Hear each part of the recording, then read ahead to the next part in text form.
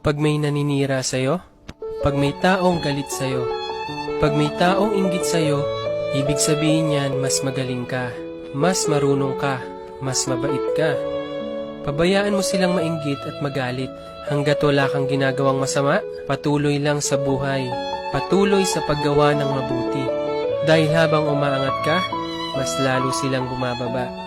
Balang araw, malayong malayo ka na. Habang sila, inggit pa rin, galit pa rin. Hanggat patuloy nilang kinukumpara sarili nila, hindi sila uunlad.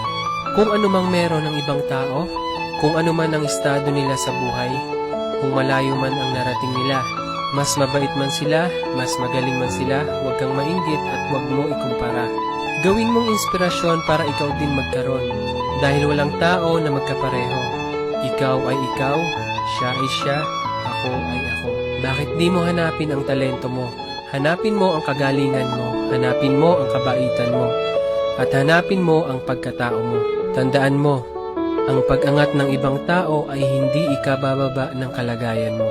Ang sarap sa feeling sabihin sa sarili mo, umangat ako dahil sa pinaghirapan ko, hindi yung umangat ako kasi may inapakan akong tao.